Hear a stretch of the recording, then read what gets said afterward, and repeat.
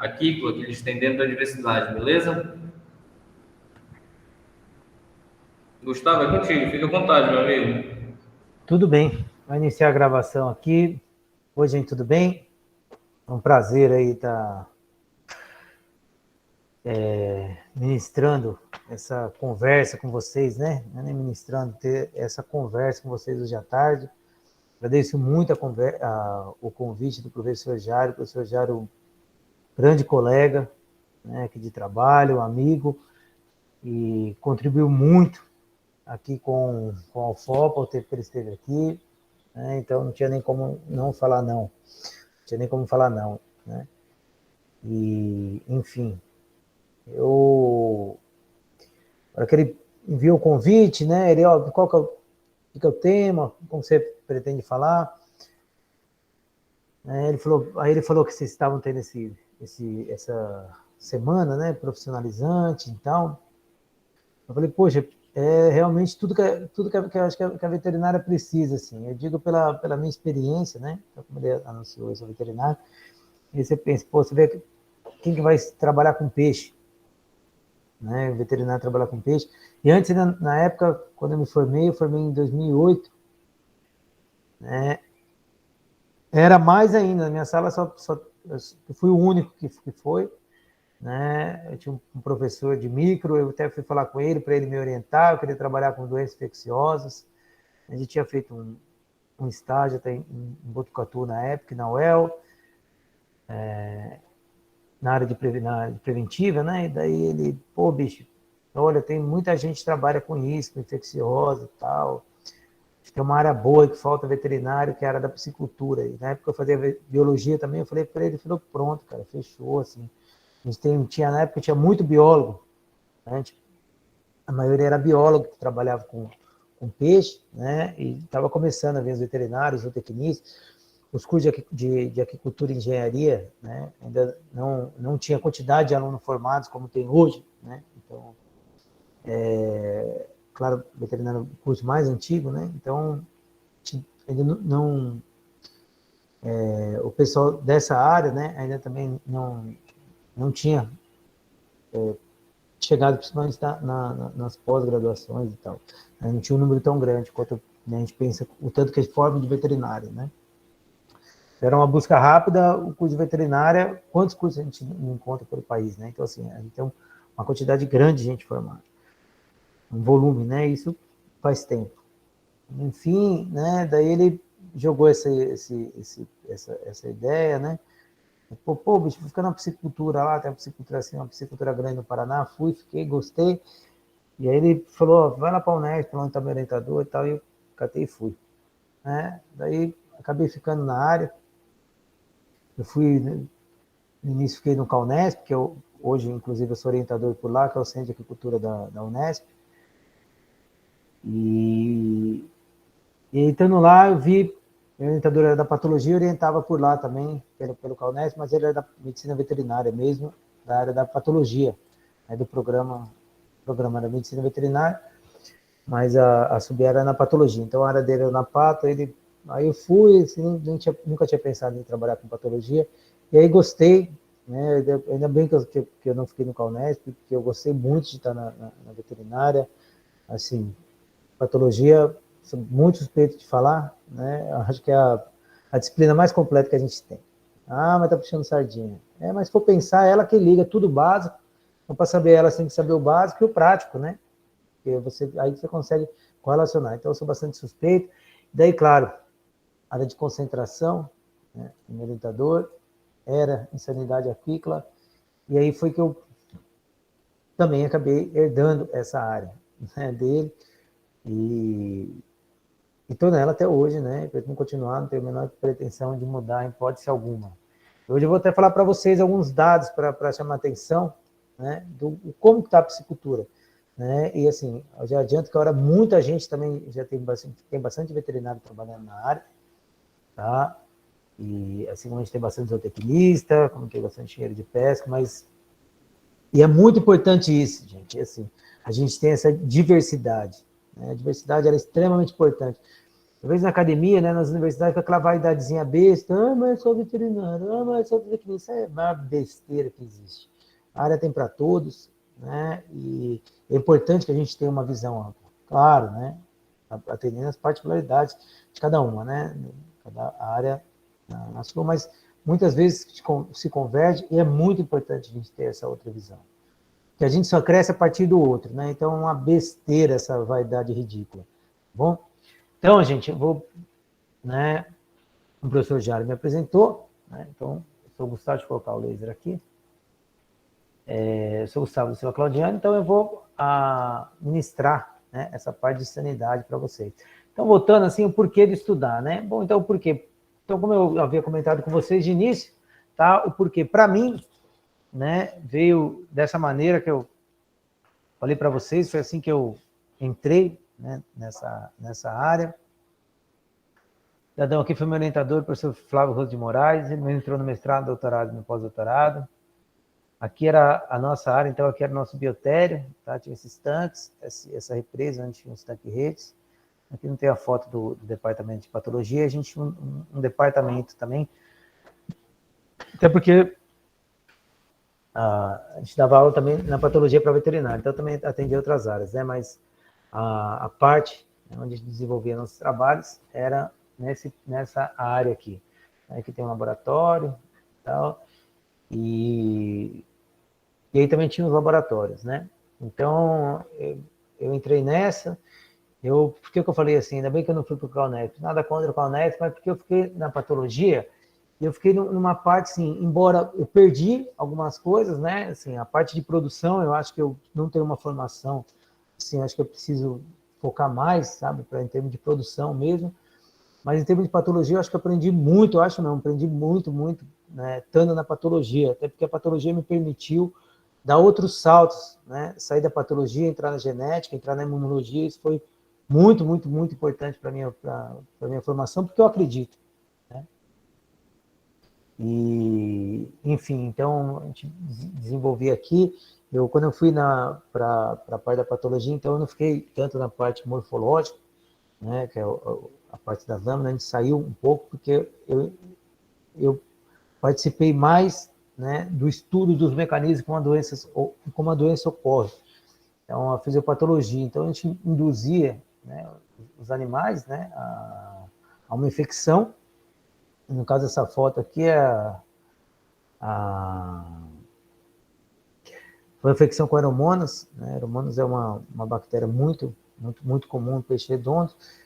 E aí, enfim, né, a gente entendia os mecanismos, como que ela ocorria, como que essa doença se desenvolvia. Tá? Então, e por isso que me levou para a genética, né? Porque a gente começou a estudar a sepsis, então ver o que acontecia, quais eram as alterações morfológicas, o que essa doença causa no hospedeiro, né? Porque essa que é a fisiopatologia é isso, né? Então, a gente induzia, inoculava a bactéria nesse peixe, e daí a gente via as alterações, não só as alterações morfológicas, mas a imunologia, como que se comporta, né? Então, o sistema imune, como se comporta o sistema imune inato, como se comporta o sistema imune adaptativo, né? Os leucócitos, como que eles, o que está acontecendo? Então, quais eram as alterações clínicas, né? Então, até usar muita patologia clínica, tá? Então, a parte de hemograma, o bioquímico, sério, então, o que está acontecendo? Tá?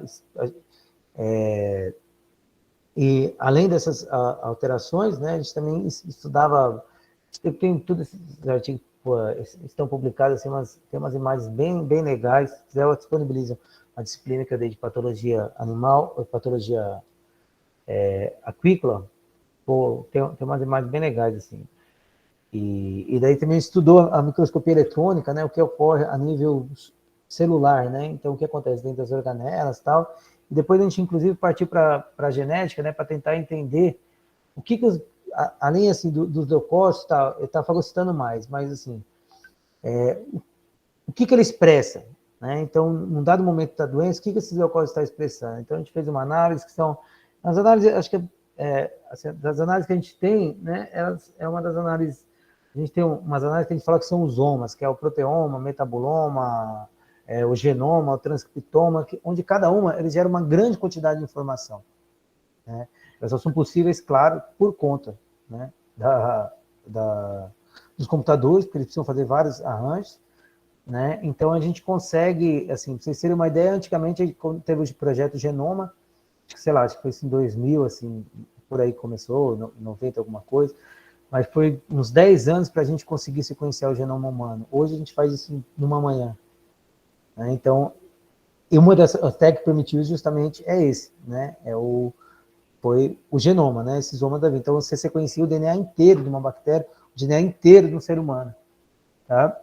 A gente tem outras técnicas, o metabuloma, onde a gente consegue ver todo o metabolismo que o animal está ali, né? Então, a gente tem o proteoma, que é assim, todas as proteínas que esse animal está expressando. Então, assim, é uma quantidade imensa de dados, né? Então, assim, o transcriptoma, a gente consegue identificar todos os genes que está sendo expresso agora. Então, se a gente pegar um leucócito, então a gente for dividir esses leucócitos, então se a gente pegar o macrófago, se a gente isola o macrófago, vê o que ele está expressando agora. Só esse macrófago é um mundo de informação. Nesse momento, e daqui a 10 minutos, 3 minutos, ele pode estar expressando uma coisa totalmente diferente, porque a doença é muito dinâmica. Tá? Então, aí a gente fez essa análise que foi o transcriptoma para identificar todos esses transcritos, para a gente tentar entender o que estava acontecendo. Então, você induzia e coletava isso ao longo do tempo. Então, isso aproximou muito da genética, né? O que eu acho, assim, para mim, a formação foi bastante importante. E, assim, por que eu estou falando tudo isso? Porque, assim, muitas vezes a gente vê a veterinária muito fragmentada e muito só na clínica. Mas não, assim, a gente tem um mundo de coisas para enxergar. Sabe, assim, a genética, às vezes a gente vê ela meio assim, não é assim, eu estou falando, inclusive, para a minha visão e de outros colegas que eu tenho. Então, era muito clínica, e a gente perde muito pensando só isso, sabe? Então, a veterinária, ela perde muito isso. Acho que a gente tem uma gama muito maior de coisas para a gente ver. São ferramentas importantíssimas, não só para a nossa formação, como para o próprio mercado de trabalho, tá? Porque, assim, se a gente pegar esses OMA da vida, né, eles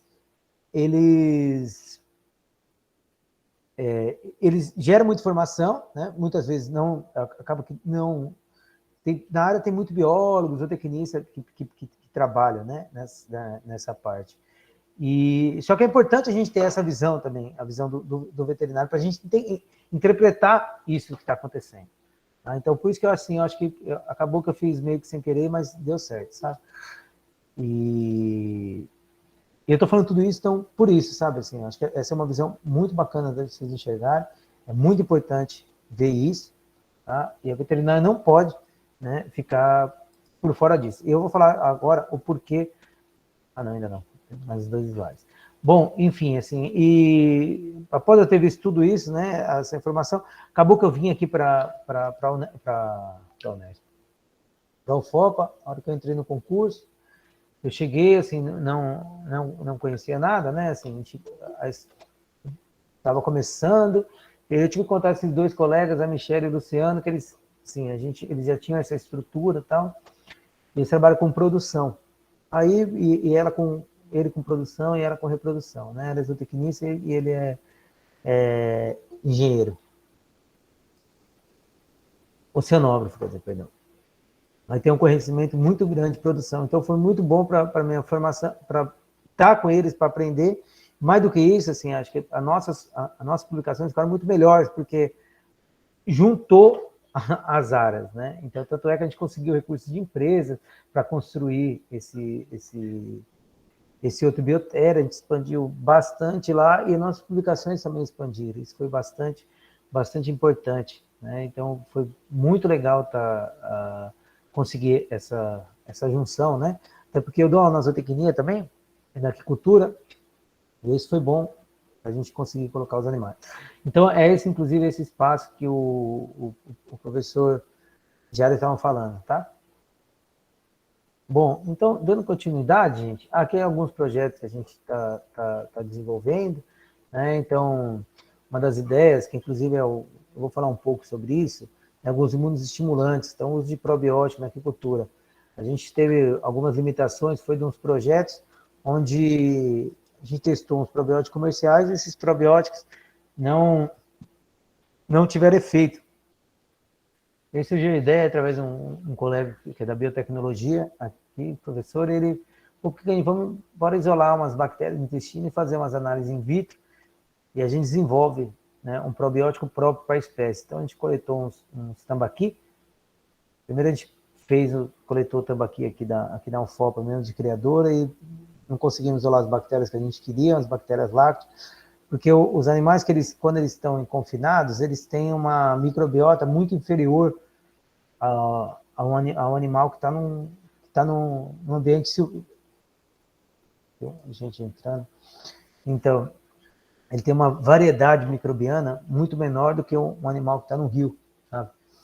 Então, aí a gente não conseguiu, por conta da própria, né, que ele está num ambiente mais controlado, a alimentação, né, é uma alimentação mais restrita, porque é basicamente com ração.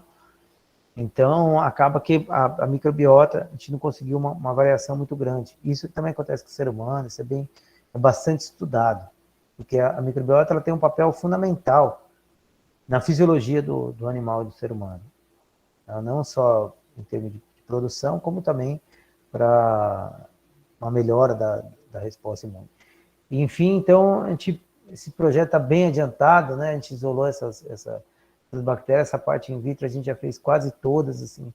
A gente conseguiu, posso pegar esses peixes do Rio Amazonas, a gente isolou umas 150 cepas, agora a gente está com chegou em 3 no final, e agora a gente fez o teste em vivo, né? Então a gente vai suplementar os animais para ver o efeito tanto no desempenho quanto na sanidade.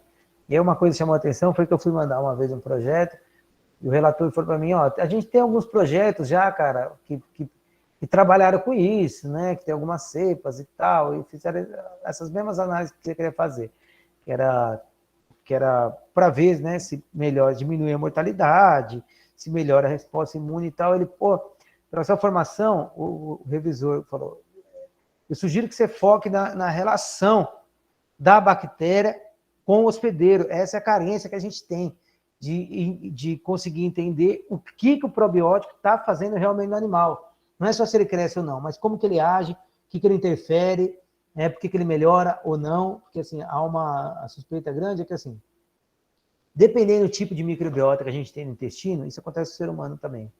A gente tem uma resposta do intestino, vou mostrar para vocês depois, é uma resposta inflamatória. Então a gente fica com uma pequena inflamação, né? E isso depende do tipo da microbiota, né?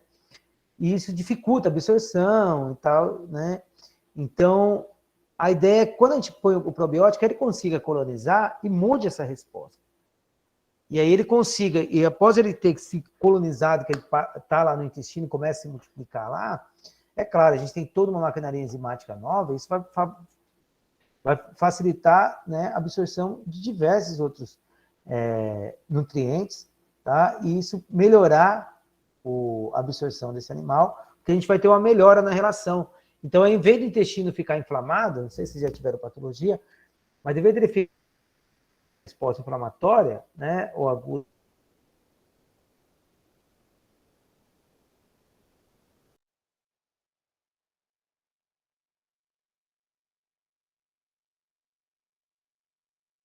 ou ela está sem nada, né? Porque quando a gente pica, a gente tem uma resposta inflamatória local. Ou está sem nada, né? Aqui dói quando você rela e tal. Imagina isso numa superfície de absorção, tá? Enfim. Então, aí a gente, então vamos fazer isso, né? Então, além de ver se melhora o desempenho e a resposta, a ideia é que a gente consiga entender, assim, quando esse probiótico que a gente está fornecendo, ele chegar no intestino, ele vai colonizar, ok. Quem que vai sair dali? Né? Ele ocupa espaço de quê? Porque é um nicho ecológico. A gente está dando, quem está saindo, tá? E, assim, a gente está tendo uma resposta. Qual o tipo de célula que a gente...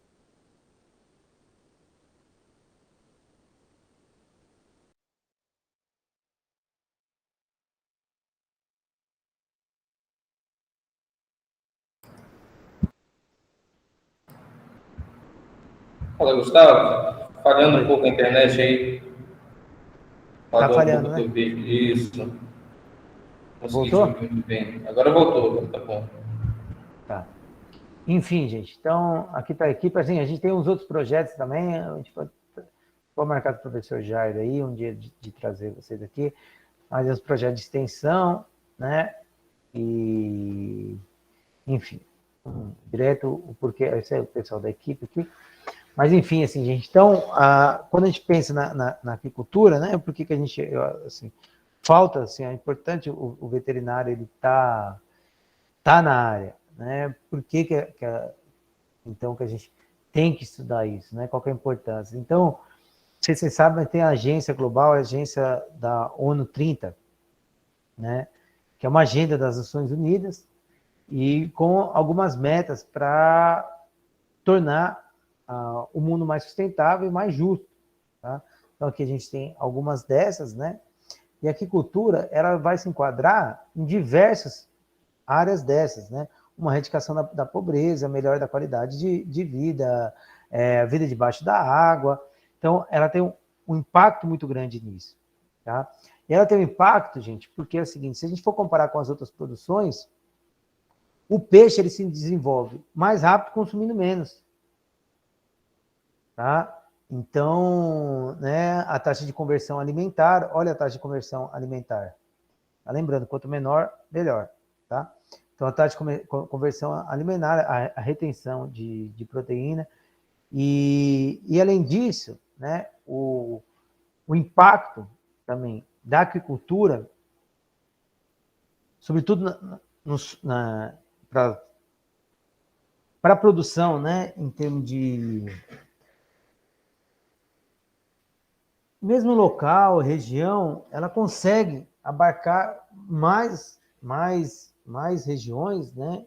E além disso, ela tem esse melhor aproveitamento da energia, né? E isso, gente, assim, antes, ela é o que chama bastante atenção, assim, porque da aquicultura, a aquicultura é a produção de todos os organismos aquáticos, tá? Então não envolve só peixe, a piscicultura é só o peixe. Então, o que chama atenção no relatório da ONU, né, da FAO, é que o quê? É que a gente tem um aumento da produção, tá? da produção aquícola. Por quê? Ó, esse é o gráfico que então a gente observa, ó, que os peixes de captura, que é esse amarelo, ele está estável desde 85, inclusive com uma leve queda, né? E o porquê disso é por conta principalmente da pesca predatória, né? Então, aqueles arrastos, aqueles sonares que eles cercam os caras do mundo inteiro e tal. E é uma diminuição do estoque pesqueiro. E nesse tempo, a gente está tendo um aumento expressivo, né? Olha, esse azul aqui é da aquicultura. A gente está tendo um aumento expressivo da produção dos animais em cativeiro, tá? Então, a gente teve um aumento de 90 a 2018 de mais de 527%.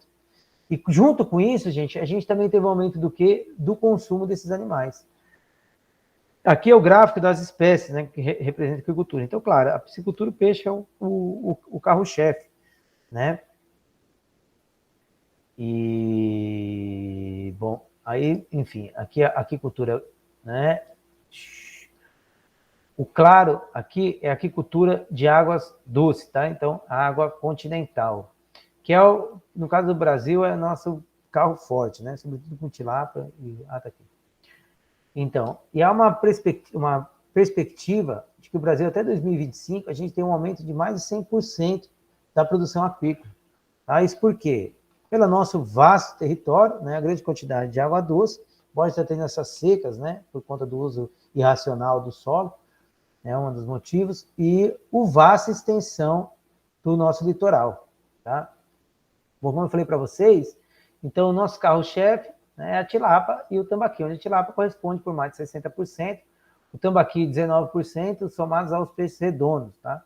Onde a gente tem, sobretudo na região no sul e sudeste, a maior concentração de produção de tilápias, e onde na região norte e centro-oeste a gente tem uma grande quantidade de produção de tambaqui. E isso, gente, vem aumentando muito, tá? Esses dados.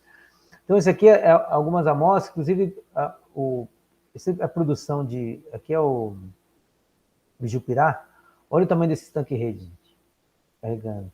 Então, os caras têm uma produção intensiva no oceano, com uns tanque-redes imensos, assim. Eu fui uma vez no OZ, que é um congresso mundial, que é o World Aquaculture Society, né? Eu fui avaliador nos trabalhos, aí eu peguei um desse de mar aberto, né? Que esses tanque-redes, eles ficam no oceano. E assim, é uma coisa monstruosa o volume de peixe que cabe dentro de um negócio desse. Assim, aqui, isso aqui, gente, é uma casa que controla a alimentação, os alimentadores é automático, faz pluf, cai a ração, os peixes vão tudo. É um negócio gigante, monstro que esses caras têm, um investimento imenso, né? Isso fica em alto mar, tá? E até assim, o que chamou a atenção foi que eu lembro que não era na sanidade que eu estava avaliando, acho que caí lá, nem sei por que, para avaliar naquela área.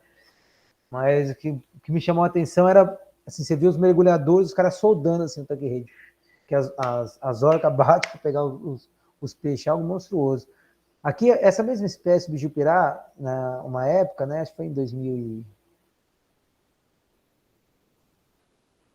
acho que foi 2010, 2011, assim, o Brasil, por um tempo, investiu muito nesse peixe.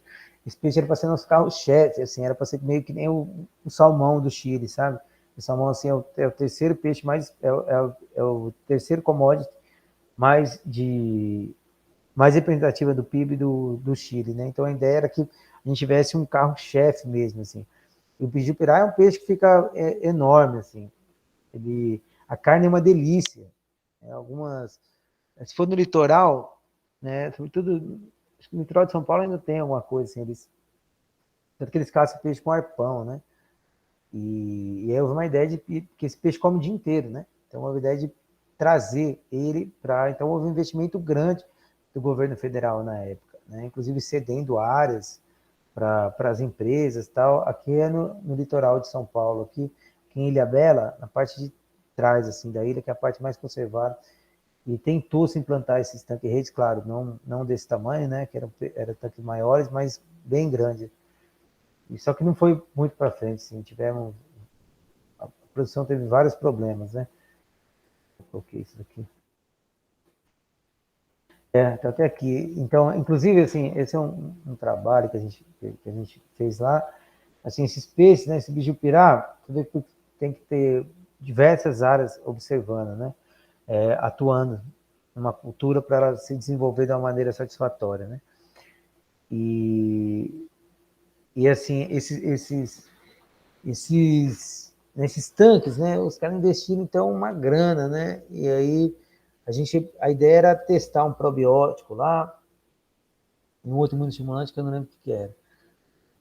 Aí tá, fomos nesse produtor, pegou, eu sei que do nada começou a mortalidade, os peixes ainda eram alevinos, assim, e a mortalidade grande desses peixes. Aí fomos lá, isolamos, né? Aí a gente viu que era essa bactéria aqui, né? Conseguimos isolar essa bactéria, que é o fotobactéria. E tinha uns outros parasitas. E os animais tinham, não sei se está aqui, os animais tinham umas deformidades, assim, sabe? Até eu voltar lá, vai. Então, esses animais tinham umas deformidades e tal. Eu sei que, assim, apesar de estar com fotobactéria, ele era o menor dos problemas do peixe. Assim. Ele, na realidade, ele não era a causa da mortalidade, ele era uma consequência de um erro muito, muito lá atrás, né? Porque, assim, esse bijupirá, ele é um peixe migratório, né? Então, ele sai daqui e vai lá na Oceania. Então, ele tem uma esteatose normal no fígado, então ele acumula muita gordura. Eles estavam dando uma ração que era meio aquele peixe carnívoro, né?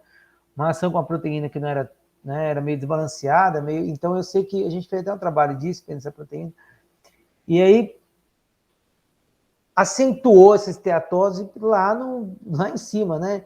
E essa bactéria, esse fotobactéria, ele causa uns nódulos, assim, eu não sei se tem as imagens aqui. Eu sei que aí o peixe, né, o fígado do peixe ia pro pau, né? E aí o peixe morreu, os caras perderam toda a produção, né? E daí a gente continuou estudando, então aí não era só a ração. Então a gente foi vendo, mas quem está distribuindo? Foi ver, né? Então a gente tinha muitos poucos, né, locais onde fazia a reprodução desse peixe.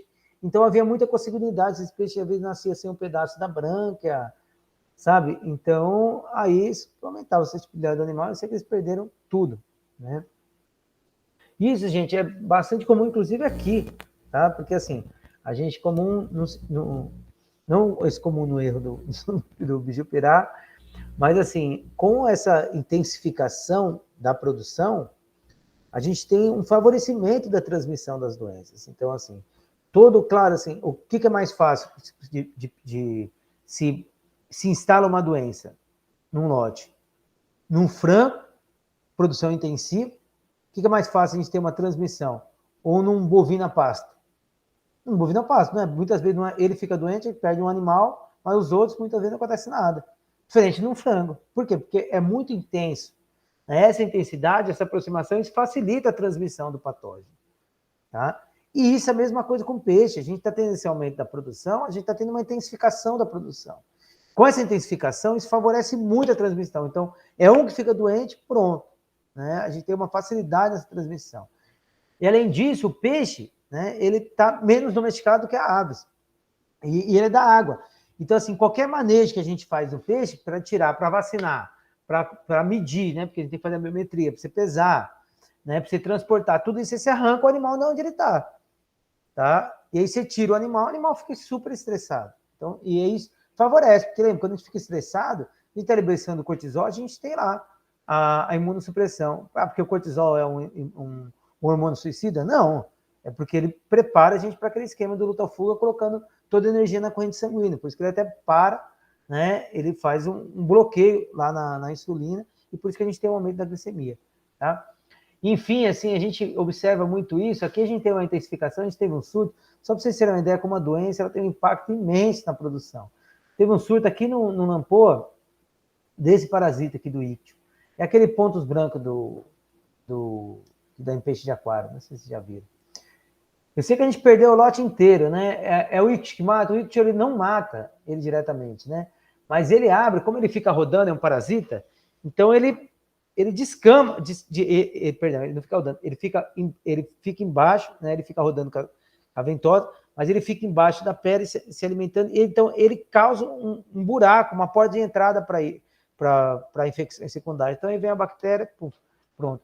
Mesma coisa que aconteceu, assim, uma produtora aqui, ela perdeu todo um lote, ela perdeu mais de 4 mil pirarucu. Por conta desse cara aqui, dessa outra bactéria aqui, ó, tá vendo? Ela tem uns dentículos aqui, ela fica rodando, que é a tricodina. E aí deu uma infecção secundária de aeromonas hidrófilos, a gente está até fazendo uma vacina para essa produtora aqui. E aí, ele é hemorragia intensa. Tá? Aí uma coisa que chamou a atenção é que os animais estavam mais infestados com o parasita, eles tiveram menos hemorragia. Interessante, né? Bom, enfim, e isso acontece em todas as espécies, né? E por que eu, então, pegando, né, o gancho dessa intensificação, a intensificação, ela favorece muito a disseminação de doenças, né? E além disso, gente, né, quando a gente tem que ter alguns cuidados, né? A veterinária ela tem que se ater a isso, né? A gente tem a questão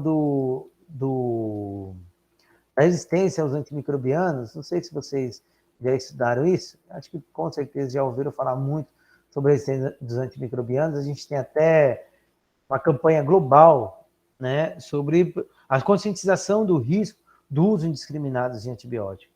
Tá? Isso, claro, não só para a produção, como na medicina, né, na saúde pública. E a gente tem, sim, há um chamado mundial, né, não só da ONU, da FAO, da Organização Mundial de Saúde, da OIE, né, que é a Organização Mundial de Saúde Animal, do MAPA, das secretarias, porque hoje se discute muito, né, que a gente vive numa época pós-antibiótico, né? O que significa? Que a gente vai voltar naquela, não como era, né, mas voltar naquela época do antibiótico, porque os antibióticos eles não estão fazendo mais efeito. E eles não fazem mais efeito, gente, por quê? Por conta da resistência, principalmente por conta desse uso exacerbado. Por isso que a gente tem tantas bactérias super resistentes. Tá? Então, assim, aí, por isso, assim, toda vez, eu lembro que você tinha um resfriadinho, nem sabia se era bactéria que era, mas já toma antibiótico. Toma antibiótico. Na piscicultura, o mais comum, por isso tem aquela imagem, é o produtor meter antibiótico de qualquer jeito. Você chega lá, está morrendo, a hora que você chega no produtor, ele já jogou um caminhão de antibióticos, 3 tipos diferentes. Aí, claro que vai dar resistência, né? Até por conta que é aquele esquema, né? Então, dentro de uma população, a gente tem os animais susceptíveis resistentes, micro-organismos é a mesma coisa. Quando você entra com antibiótico, você vai matar quem? você mata todo mundo que é susceptível, você deixa quem? Os resistentes. Então aí tem 10 susceptíveis e 2 resistentes. Aí esses 2 vão se multiplicar, e daí na segunda vez a gente já tem, se não, claro, alguns susceptíveis, mas a gente vai ter já a maioria resistente. E o antibiótico perde efeito. Ah, mas é a classe que perde efeito? Não, não é a classe. Se a gente aumentar a dose, ok. A gente continua tratando. Só que tem uma hora que a concentração já se torna tóxico, né? Aí o remédio já vira veneno. Então, aí é necessário mudar as classes. Só que a gente já tem... Só que o problema muito grande, gente, também é assim, a indústria farmacêutica há um interesse muito maior. Né? Até antes de falar isso, vou fazer até uma pergunta para vocês. Vocês são um empresário, você tem uma empresa lá que você produz, você pesquisa a produção de antimicrobiano para frango, que está aí na tela. O que é mais interessante para vocês? Né? Frango não, vamos pegar o exemplo da medicina. Você pesquisa antimicrobiano para o ser humano. O que é mais interessante para você? Você gastar dinheiro procurando uma nova forma, uma nova droga, um novo princípio, que é uma trabalheira, é um gasto imenso de dinheiro, de energia, de tempo para a gente conseguir ter um novo fármaco, né, um novo antibiótico, que daí vai dar 5 anos, esse antibiótico, pronto, as bactérias já são resistentes a ele. E mais, você pegar, faz quanto tempo que você não toma antibiótico? A última vez que eu tomei, foi quando eu operei apendicite. Isso já faz 3 anos. Ou seja, eu vou pesquisar uma droga que não é tanta gente que usa, e quando usa, né, passado um tempo, isso não vai funcionar mais, ou eu vou lá e vou ter o interesse por pesquisar uma droga para melhorar a pressão arterial de uma pessoa. Porque a pessoa tem um problema de pressão alta, ela toma remédio a vida inteira e todo dia. Qual que é o interesse maior? Há um interesse maior, inclusive, de pesquisar droga para o cabelo do que para antibiótico. Então, a gente tem uma quantidade muito menor, né, de princípios sendo produzidos, tá? Por conta desse desinteresse da indústria. Né? E aí que entra o Estado. Né? Então, o Estado ele entra nesse, né, de incentivar essa pesquisa. Então, a grande maioria dos estados pensam assim. Né? Infelizmente, a gente tem um Estado que acha que a ciência é inimiga, né? Que acredita em terra plana e outras besteiras mais. Né? Então, não acredita em vacina, aspiram umas loucuras sem precedentes. Né? A gente vive um momento muito obscuro. E nesse cenário, isso atrasa mais a gente descobrir essas novas drogas. Então, enfim, assim, houve não, e há um apelo muito grande para a conscientização do uso dos antimicrobianos, para que a gente utilize ele da maneira mais adequada, porque assim, a veterinária, ela corresponde para a produção, não só veterinária como agronomia. Eu não estou com os números aqui, acho que não está esses slides, mas a gente contribui com uma grande parcela, com mais de 50% dos antimicrobianos sendo utilizados. Tá? Por quê? Porque muitas vezes, na piscicultura, isso é muito comum, utilizar ele como profilático, mas ele não é um profilático. Tá?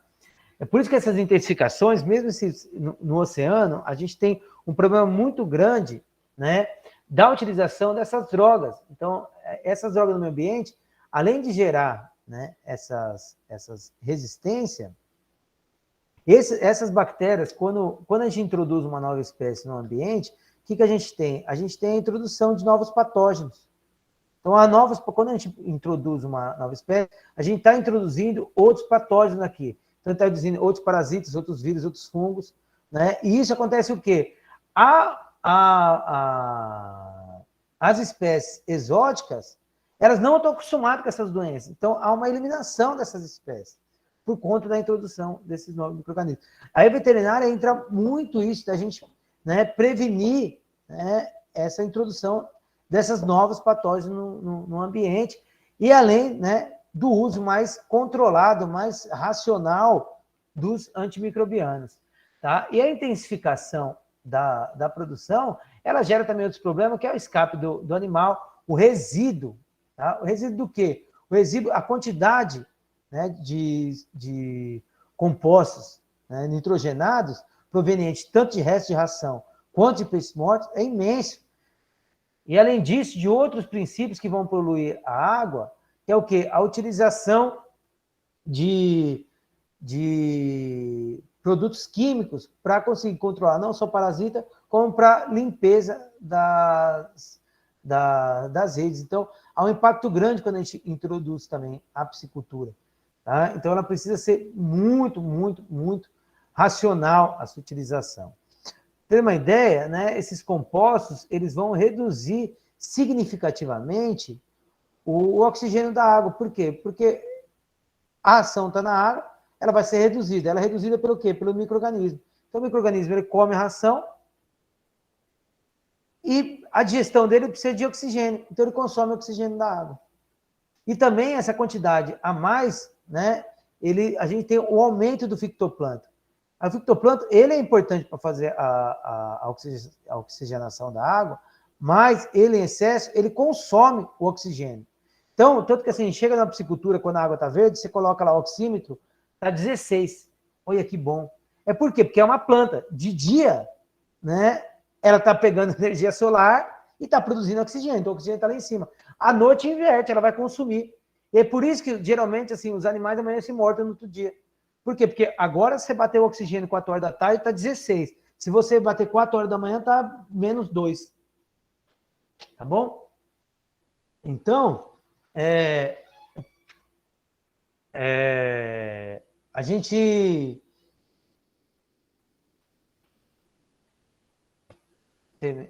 Então, gente, há essa necessidade dessa utilização mais adequada, né, de ocupar os espaços para produção, né, e é nessa visão que o veterinário entra, né, de uma maneira bastante ativa. Então, por isso que há uma necessidade muito grande da gente ter essa mobilização, né, da classe para que a gente, né, ocupe esses espaços e a gente consiga, né, reverter esse quadro. Para vocês terem uma ideia, esse é um outro estudo que foi feito... Aqui é a principal região de produção de tilápia do estado de São Paulo, que é Santa Fé do Sul. Então, eles foram coletando antibiótico, né, coletando amostra, de solo, de água, em diversos pontos aqui, tanto em piscicultura quanto em locais mais afastados.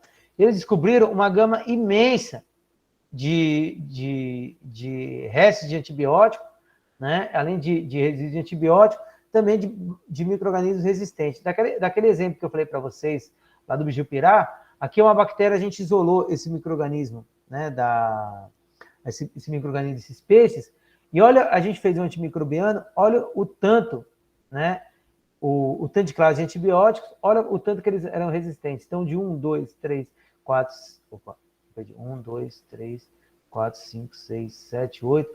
De 8 drogas, né, eles eram receptíveis apenas a 2.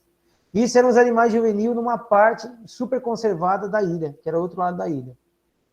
E esses antibióticos estão vindo de onde? Claro, do esgoto.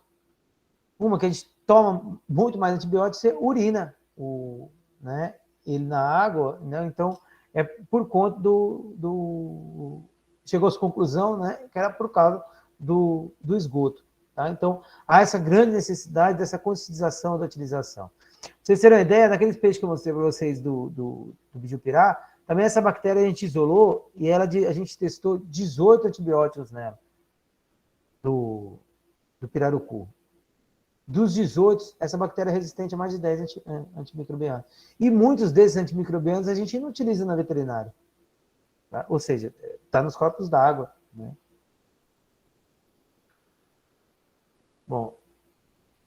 Aqui é um outro exemplo. Ó. Então, a gente isolou aquelas bactérias, e daí a gente viu, né, identificou os genes de resistência dessas bactérias isoladas do tambaqui. Então, a gente identificou 3 genes de resistência. E o gene de resistência, gente, ele é mais de microbiano. Antimicrobiano é esse daqui, ó.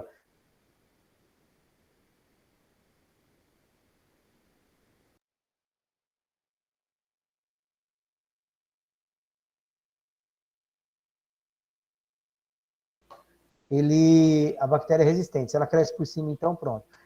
Um gene é muito pior, porque o gene, ele é responsável se a bactéria tem esse gene, ela pode ser responsável, ela pode ser resistente a diversas drogas, porque o gene é um mecanismo. Pode ser um mecanismo de fazer o quê? Ou alterar um receptor, que é onde a droga se ligava, ou ela tem uma proteína que pega a droga e joga para fora, ou uma enzima que inativa ela, esse antimicrobiano, tá? Então, mas dessa bactéria que a gente isolou do peixe do rio Amazonas, a gente testou 12 antimicrobianos, ele é resistente a 4. Aqui uma orientada nossa. Tudo bem? Então, bom, isso aqui eu já falei para vocês. E claro, gente, assim, o uso também indiscriminado de antimicrobiano, ele afeta várias e várias, além de afetar o meio, ele também afeta o próprio animal. Isso aqui é um experimento muito legal, né, que eles fizeram com o zebrafish. O zebrafish é um peixe que inclusive, é muito utilizado como modelo experimental para humano. Tá? Então, eles utilizaram a gentamicina e eles verificaram o quê? Uma necrose. Olha, vocês observarem aqui, ó. Uma necrose. Olha o tamanho esse aqui é o rim, tá? Então, olha aqui o espaço, tá? Além disso, identificou uma série de células inflamatórias no rim. Ou seja, a gentamicina causou uma lesão no rim e teve uma inflamação.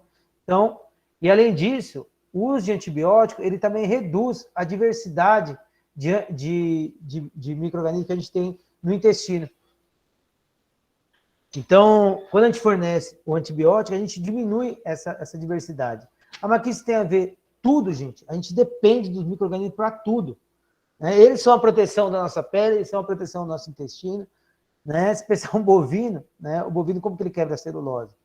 Tá? Então, e quanto maior a diversidade, muito melhor.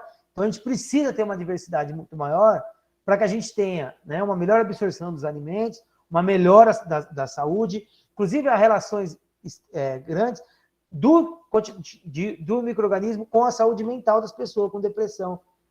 Muito interessante. Eu vou disponibilizar os trabalhos para o professor Jair, ele vai passar para vocês. Tá? Enfim, gente. Então,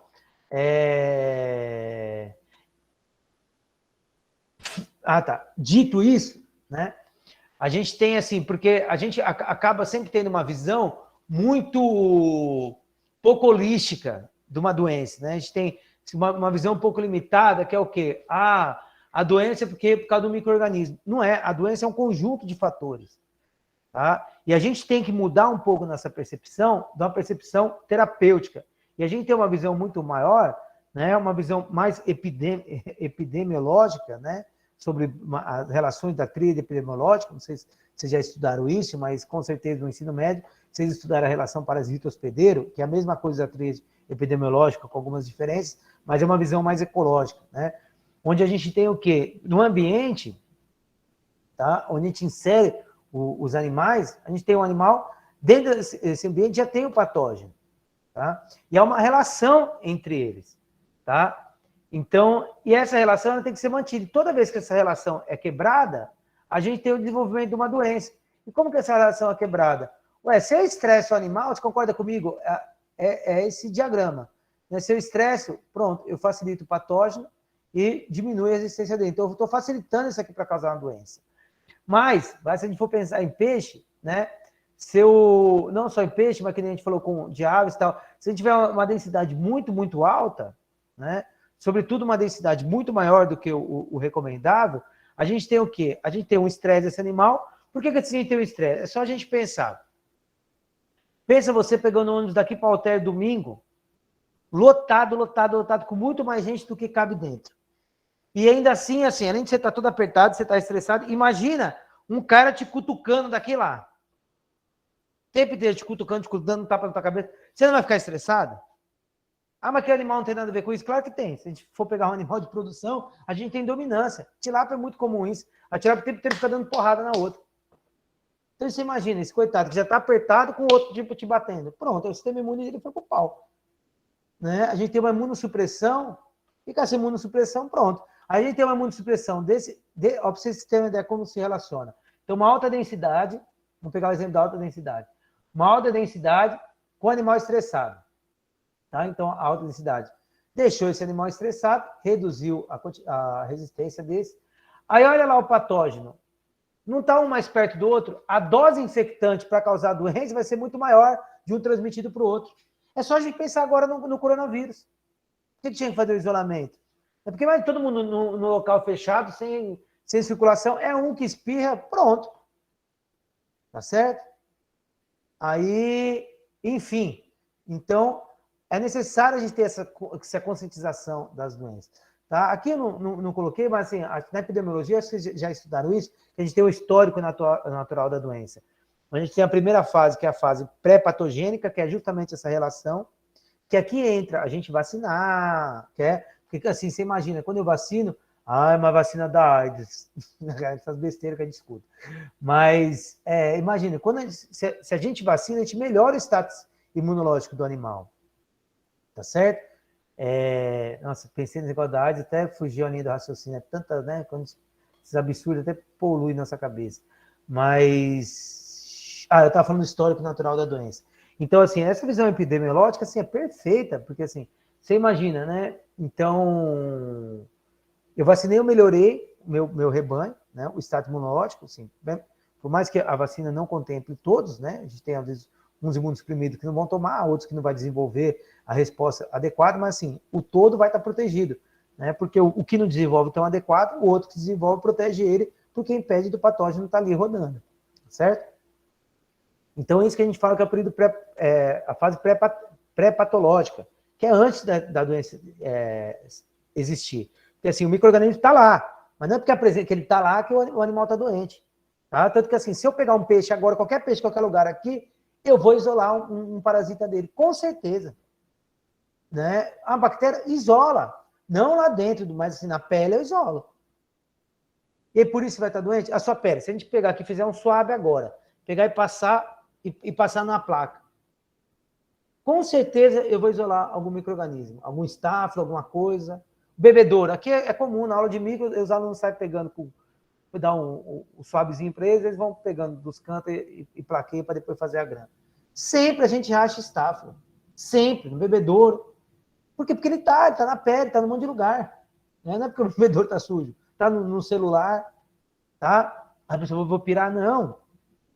Mas eles não são patogênicos? São. Assim, se a gente pegar o estáfilo, na UTI, o estáfilo mata o cara que tá na UTI, um paciente séptico. Mas causa doença? Não, porque assim, se o sistema imune estiver ok, ele não vai te matar. Tá? Então, por isso que a gente tem que melhorar, por isso que existe essa fase pré-patogênica, tá? Que é para a gente fazer essa melhora da resposta. Tá? Seja através da vacinação, a melhora do ambiente, tá? Respeitar os limites, uma melhora na qualidade. Depois eu falo dos peixes, estou falando primeiro de maneira geral. O estado nutricional. Você quer me enganar? Você que está bem nutrido e um coitado super desnutrido, se eu espirro na cara dos dois, quem que é mais fácil ficar doente? O pobre diabo lá que está tudo desnutrido ou você? Claro, né? É só pegar. Se a gente pegar, coitado, a gente vê esse cavalo, está só, né? O score, sei lá qual que é o score, então, que chega a ser negativo. E você pega um cavalo do Aras, quem que é mais fácil ficar doente? Não é? Então, claro, o estado nutricional, né? Claro, o fator fisiológico, né? A gente tem a questão também o animal lactante, né? Enfim. Mas, né? Então, se eu melhoro essa resposta, eu protejo. Isso é a fase pré-patogênica. E aí, assim, aí tem uma outra fase que é interessante, né? Da epidemiologia, que é depois que o animal desenvolve a doença. Depois que o animal desenvolve a doença, a gente tem a fase clínica, né? Então, assim, a doença já se instalou, e daí o que eu tenho que fazer? Então, eu tenho os mecanismos para controlar isso. Então, primeiro, os exames regulares, né? A triagem do rebanho, para a gente identificar os animais doentes, tratar e tirar. Porque eu me lembro, muitas vezes o animal, o que é pior, ele está doente e não desenvolve sinal clínico.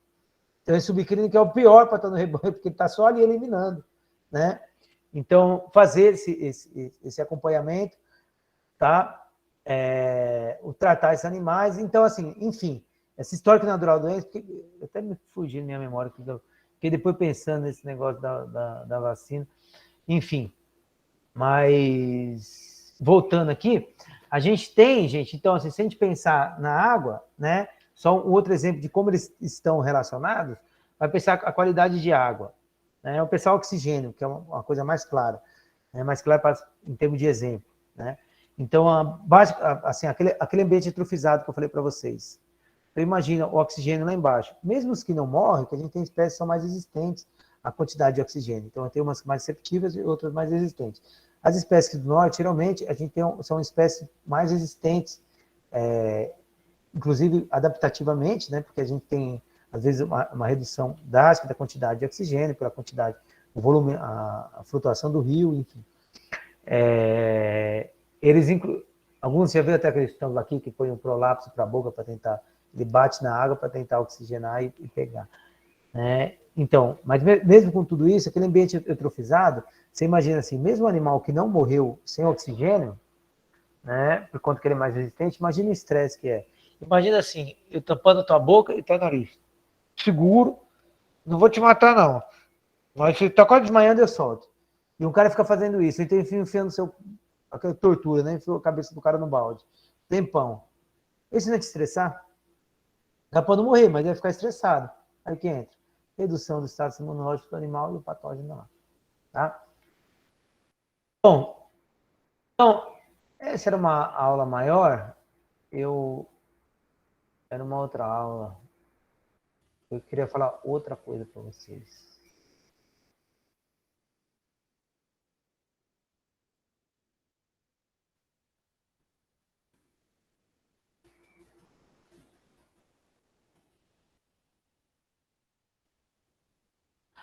Perdão, lembrei. É porque a ideia era falar, né, a importância do veterinário, o porquê do estudar, né, a psicultura. Então, assim, gente, eu acho que de maneira geral, depois eu vou voltar no que eu ia falar disso daqui. Eu acho que deu para ficar bem claro para vocês, né, assim, acho que a importância da psicultura. Então, uma atividade em plena expansão. Aqui, sobretudo aqui na nossa região, a gente tem uma espécie, o pirarucu, ele tem um valor agregado imenso, imenso. Essa produtora compra pirarucu por, acho que é R$2 desse tamanho, ensina ele a comer, né? Ensinar a comer é meio que ficar tacando ração batendo na cara dele, até ele aprender. E ela vende por 15, sabe? E assim, não tem para quem quer comprar. Ela fala isso para mim, sabe? Não tem para quem quer comprar. Olha, ótima pergunta. Eu vou até abrir pergunta para vocês. Tá lá. Excelente pergunta, viu? Só vou dar uma terminada aqui essa minha fala, e daí eu passo para vocês. Então, então, a gente tem, assim, é uma área, gente, muito, muito, muito importante. Tá? A gente tem uma expansão muito grande. Né? Aqui para a nossa região, então, né, olha a quantidade de água que tem. Embora assim, a gente tenha uma limitação que é a ração, né? A nossa ração é um pouco mais, mais cara do que os outros locais, porque a gente não tem uma fábrica. Assim, a gente está com um estudo aqui na UFOP, porque a gente está com uma fábrica de ração, que é substituir alguns ingredientes que são mais caros e testar, né? Então a gente vai produzir ração e testar para ver se com esses ingredientes a gente mantém a qualidade, né? Assim, se o animal tem um desenvolvimento satisfatório, se não afeta, né, ele fisiologicamente, e se ela é viável economicamente. Está até com o projeto aprovado, a gente vai começar a fazer essas ações, a gente vai começar, inclusive, agora a gente tem um outro projeto que não foi bem legal de uma colega, que é de mandioca. Então a gente foi em umas comunidades, pegou a casca da mandioca, a gente agora já está analisando, né, a quantidade de proteína, dos ácidos, enfim, toda a análise química bromatológica dessa casca, para ver se compensa a gente começar já testando por ela. Né? E em cima dessa característica, qual que é como que a gente pode formular essa ação da melhor maneira possível, né? Que seja mais viável financeiramente. Então, assim, a gente tem muito que crescer, é uma área muito, muito grande, assim, embora no Mato Grosso do Sul, São Paulo, Santa Catarina, acho que são as regiões com maior polo de produção nacional, tá? A gente ainda produz muita tilápia tambaqui, como eu falei para vocês, mas assim, o pirarucu, porque o problema, assim, é que a gente desenvolveu já algumas vacinas, a comercialização, a tilápia ainda é vacina como streptococcus e tal, mas o problema é que as nossas espécies de cultivo, tanto o tambaqui quanto a tilápia, o valor agregado por unidade é muito baixo. Então, o valor que o produtor recebe por animal é baixo, porque a espécie ela não tem um valor agregado tão alto, sabe? Comparado a quê? Claro, assim, o pessoal geralmente tem lucro de 50% a 60% da produção, tá? Mas, assim, em termos comparando com o salmão, onde você pode investir, a tecnologia é muito maior, porque ele tem um valor agregado muito maior. Assim, a gente come o salmão do Chile, que vem de avião, né? E olha o preço do salmão e de um filé de tilápia. Então, por causa da espécie, assim, e a gente tem uma espécie aqui na nossa região que ela tem uma aceitação imensa, porque assim, o tambaqui, ele é uma delícia, mas ele tem algumas limitações. Exemplo, a espinha. Né? Embora tenha estudos para tentar reduzir a quantidade dessas espinhas intercostal, mas é uma redução. Assim, aqui a gente come, mas no sul o pessoal muitas vezes não sabe preparar. Né? No sudeste, apesar que, assim, eu vi, porque eu sou de São Paulo, né? Em São Paulo, eu vi no Carrefour, um monte de lugar, um monte de tambaqui vendendo. E tambaqui da onde? De Rondônia. Sai lá de Rondônia e Rondônia e Roraima tá indo para lá. Né? Porque Manaus não dá conta nem da produção deles, né? Porque é um consumo muito grande. A gente aqui também não. Os produtores que tem aqui não tem para quem quer comprar. Tá? Você pode perguntar para eles, não tem para quem quer comprar. Eles não contam, tanto que a gente traz de Sorriso, né? Vem bastante Sorriso, vem bastante de Mato Grosso. Tá? Enfim, mas assim, o que eu queria falar para vocês é a espécie que a gente tem é o pirarucu. Sem dúvida nenhuma, valor agregado alto, o bicho come bem, é resistente, tá? Ele tem as dificuldades para formar casal, tal, mas assim, na região a gente já tem bastante produtor aqui que consegue fazer essa reprodução. Não só na região, claro, né? Em outros locais do país também, mas aqui a gente já tem. Então isso já está caminhando bem. Está caminhando bem para essa parte de ensinar os animais a se alimentarem, tá? Ainda tem alguns problemas na nutrição por conta da ração, né? Então, mas também já está bem adiantado. E o pirarucu, principalmente para a sanidade, assim, você vai poder fazer umas 3 vacinas, porque vale a pena vacinar ele.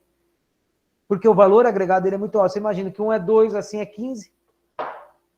E assim, o pirarucu, imagina o país inteiro, o bicho não tem escama. É que nem um salmão. Ou que salmão não, é que nem um bacalhau. Tá? Tanto que assim, ele é 10, depois assim, em São Paulo a gente só comia bacalhau. Eu conheci o pirarucu, pelo amor de Deus. Meus pais quando veem, meus irmãos, não tem, meus tios, todo mundo que vê, o pirarucu não tem igual, não tem, porque a aceitação é muito grande. Tá? E assim, e depende de nós, sabe? Assim, é uma área muito boa, né? É uma área que carece ainda um pouco de veterinários, tá? E essa era a mensagem que eu para vocês. Assim, eu tinha bastante coisa de outras palestras e tal, eu vou responder já, tá? Mas eu acho que vai se alongar muito, né? O Jairo falou que vocês têm os compromissos, tá? Mas a gente pode marcar. Inclusive, eu tenho algumas palestras que posso disponibilizar para vocês, o link já pronto para vocês assistirem, tá? Que eu já dei em outros eventos, está disponível aqui online no YouTube. Eu mando aqui, passo para o professor Jairo, o professor passa para vocês, tá bom? Eu vou responder aqui da colega. Então, qual o fator mais importante para o peixe ter um bom desempenho? Cara, mas aí isso daí é que nem todas as espécies, sabe? É aquele esquema, é a genética, é a nutrição e a sanidade. Então, eles têm que andar junto. Eu vi um estudo, na palestra coloca assim, que foi de uma empresa, mas também era uma empresa de sanidade, né? Então, geralmente, assim, dados de empresa, é bom você ver com um pouco de desconfiança, não que minta, né? Mas, né, sempre porque há um interesse, claro. Mas assim, lógico, né? Então, que 60% das perdas na piscicultura era por conta disso. É porque, claro, assim, também a sanidade é muito mais fácil da gente medir, né? O bicho morreu. Né? Agora, assim, uma ração de baixa qualidade, né? Demora mais para a gente perceber isso. E até porque ela também vai impactar na sanidade. Tá? Então, a genética é a mesma coisa, assim, se ele ganha, sei lá, 1 quilo por dia, ele tivesse uma genética boa, ele podia ganhar 1,5. Mas, assim, comparar é difícil, porque a gente precisava ter outro, né? Embora não é minha área, né? Nem a nutrição, mas eu acredito que é algo assim, pensando em comparando, né? Mas, assim, é fundamental as 3, né, andarem juntos, mesmo a escolha da espécie de produção, respeitar a fisiologia do animal, tá? Uma vez fiz uma pesquisa e vi que a piscicultura tinha como uma característica reciclar subprodutos e transformar em produto animal. Isso tem a ver com a alimentação dos peixes? Na realidade, sim, a gente acaba... É o seguinte, assim, tem um colega aqui, o Luciano, ele dá um exemplo muito grande disso, né? E dá um exemplo, até vou inverter um pouquinho, trocar a espécie. Porque a gente tem alguns trabalhos com produtores, você vai assim, ele, às vezes, o peixe ficou 2 dias sem comer, ele deu deu alface, deu assim, ele foi, pegou uns restos de uma feira, jogou. Não, professor, mas está crescendo aí, eu ganhei dinheiro. Ganhei dinheiro com esses peixes aí. Pô, cresceu? Cresceu. Claro, tem fitoplâncton, tem zooplâncton, né? Então, você joga aquilo ali, mesmo que o peixe não come, né? Se não eutrofizar muita água, a gente vai ter a proliferação, ele vai comer. Dá certo? Dá. Cresce, cresce. Aí eu entro o exemplo invertendo a espécie. O colega Luciano que fala isso, fala, galinha caipira, não cresce? Cresce. Quem cresce mais, a galinha caipira ou a galinha comercial? É só olhar quanto tempo demora para a galinha caipira crescer e quanto tempo demora para a galinha comercial crescer. Quanto tem de carne na galinha caipira, quanto tem de carne na galinha comercial? É a mesma coisa do peixe, que nem esse produtor. Ele falou para mim, olha, em um ano, foi 1 ano e 2 meses. Professor, em 1 ano e 2 meses eu ganhei não sei quanto, eu fiz. Pois é, mas o ciclo é para ser de 8 meses. Então, se ele tivesse comprado mais ração, ele teria ganho mais. Teria ganho no mínimo 3 vezes mais, por mais que ele tivesse gastado mais. Então, assim, utilizar esses resíduos para transformar, não sei se essa foi a pergunta do jogar que nem galinha caipira, mas assim, os estudos que nem a gente está propondo, que nem vários outros, né, grupos de pesquisa também fazem isso, né, se identificar, pegar resíduo do açaí, aquele que bate, aquela parte que sobra, analisar ele, como já tem estudos disso, assim, tem a serrapilheira, os caras fizeram um investimento grande. A serrapilheira é um órgão internacional que ele financia alguns projetos de pesquisa e o pessoal está fazendo com açaí por causa do resíduo, né? Então, assim, 2 problemas que você corrige. Um é resíduo e outro que você está fazendo uma ração com um preço muito mais barato, né? Essa é a ideia da mandioca, é isso, assim, porque essas casas de comunidade de mandioca, de farinha, né? A gente tem várias aqui na região. Então, dar valor a isso que ele já tem, tá? Então, claro, né, assim, todo resíduo, assim, se tiver para você ter uma ideia tal, para testar, para testar, é válida, né? Aí você observa se dá certo ou não. E assim, se dá certo, quanto que a gente tem que dar? Qual a quantidade, né? Então a gente precisa ter uma série de estudos para... É igual a vacina, né? A dona Vilma falou para mim. A dona Vilma, professor, então agora você já isolou a bactéria aí? Eu falei, não, falta identificar. Depois que identificou, ela já identificou, eu falei, já. Então agora vamos fazer a vacina. Eu falei, não é assim, porque assim, para fazer a vacina, é um monte de estudo, porque assim, primeira coisa tem que testar como que eu vou inativar essa bactéria. Depois de eu inativar, né, então eu posso inativar ou no calor, ou no formol, ou eu posso aplicar uma onda nela e quebrar ela e separar as proteínas dela de interesse, para ver se essa proteína é uma proteína patogênica ou, né, antigênica, ou seja, que vai gerar uma resposta imune. E daí eu preciso testar. Aí eu tenho que testar, aplicar a vacina, quanto tempo demora, se ela funciona ou não, tá? Então, assim, a gente até entrou uma menina do mestrado que ficou por conta disso, ela entrou agora, a Larissa, e aí a ideia é a gente fazer essa vacina, né, assim, aí depois também ver se o método é viável financeiramente, tal, aí sim. A piscicultura causa algum impacto ao meio ambiente? Sim, aqui, ó, causa, aqui, ó.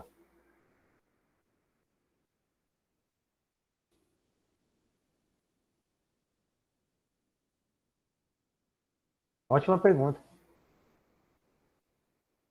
Esse aqui, assim, vocês foram procurar na internet, essa aqui é a padrão, viu? Ela que retrata, assim. Então, ó, tá aqui todos os problemas. Então, ó, escape de animais exóticos, então a gente introduziu uma espécie. Aqui é uma preocupação muito grande da criação de tilápia, né? Porque ela é escapada e tal. Embora, assim, aqui tem alguns peixes carnívoros que eu não sei se ia ter algum problema ou não, mas, claro, sempre é melhor prevenir, né? Embora tem gente que eu sei que cria, mas assim, nos rios de São Paulo, a tilápia não é nativa, né? Então, se bater o que pesca, ela bater uma tarrafa ou jogar um anzol, é uma grande chance de pegar uma tilápia antes de pegar sei lá, eu não pesco, mas qualquer outro peixe nativo aí comum, tá? Então, o escape desses animais, é claro que ele vai desregular todo o ambiente, né? Ele é mais resistente, ele vai comer, por isso que ele vai se predominar. Então, você acaba com as espécies nativas, né? Ou pelo menos reduz bastante. A introdução de doenças, né? Seja viral, fúngica, é a mesma coisa que aconteceu com o coronavírus. Então, saiu lá da China e chegou aqui, tá? Então, você introduz isso. E estava lá no morcego e o cara foi comer, enfim, né? Então, a introdução de doença, o escape, os restos, né? Seja das fezes, da ração, né? E isso vai eutrofizando a água, tá? Porque, assim, são os compostos nitrogenados que estão ali. Então, eles geram impacto. Antibiótico, então, resíduos das drogas, que são muito comum utilizar, e aí não entra só antibiótico, mas vai entrar uma série de outras drogas aqui, tá? Porque, assim, para tratar parasita, o pessoal usa até organofosforato. Já usava até verde malaquita, embora assim seja proibido, mas acabam utilizando, sabe?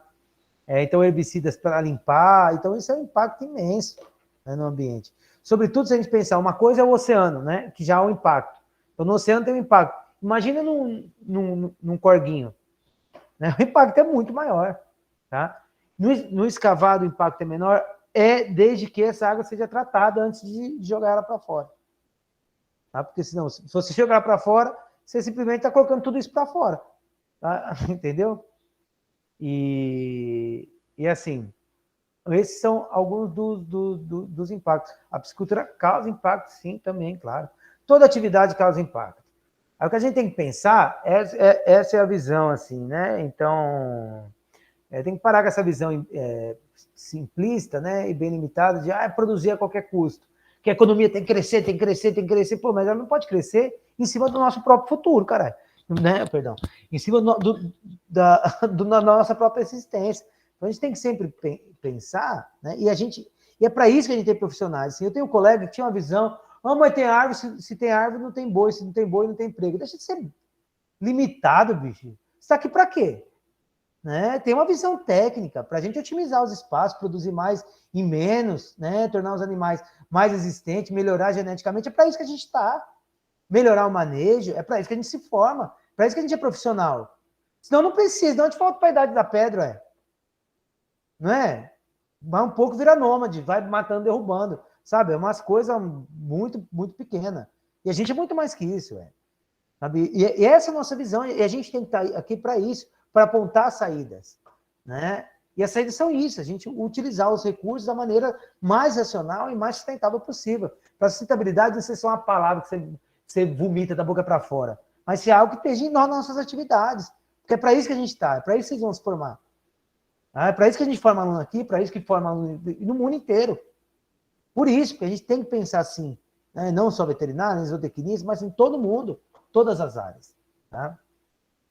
Enfim, gente, meu recado era esse para vocês. Se vocês quiserem, eu disponibilizo, assim, tem algumas palavras, assim, tenho tanto aula, se vocês quiserem ver a imunologia, o desenvolvimento, sanidade de aquicultura, tá? Focado para organismos aquáticos, tem as aulas, tá tudo no YouTube, que eu tive que gravar o semestre passado. Então, eu disponibilizo para vocês, pode usar, assistir à vontade, tá? Assim, acho que o conhecimento nunca pode ser represado, né? Assim, a ideia da universidade é o universo mesmo, a universidade que está aberta para vocês, para qualquer um, para a comunidade, tem que ser assim, tá? E, enfim, mesmo da utilização de probióticos, imunoestimulantes, também tem umas palestras, pode disponibilizar para vocês, e eu fico à disposição, tá? Tá aqui meu e-mail, também pode pegar meu contato com o professor Jairo. Meu amigo, isso daí. Meu amigo, muito obrigado, viu? Muito obrigado mesmo. Uma excelente palestra. Eu acho que com certeza superou as expectativas de todos aí, né? Legal aí, Tyler. Obrigado pela participação, né? Como te falei anteriormente, né? A maioria dos alunos não estão presentes aqui, né? Porque é em outro horário, né? Não é no horário de aula. E a tua disponibilidade não casou, né? Com o horário de aula. E aí a gente vai deixar gravado aqui para estar mostrando para ele. Meu queridão, abraço. Excelente. Só tem uma questão aqui de te perguntar. Só para te completar aqui e encerrar. Pode parar a gravação aí, pode ser? Pode parar? Tá. Pode.